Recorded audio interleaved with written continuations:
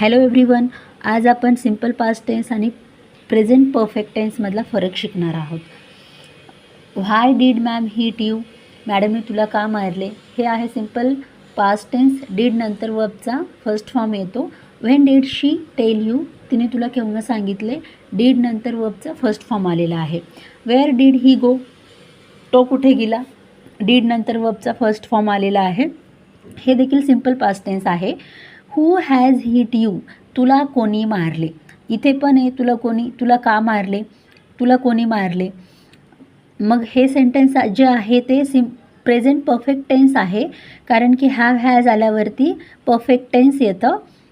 Has नंतर वर्बचा third form वापरायचा आहे.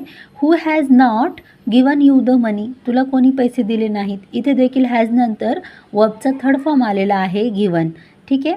तर अशा प्रकारे प्रेझेंट परफेक्ट टेन्स आणि सिंपल पास्ट टेन्समधला फरक आपण समजून घेतलेला आहे.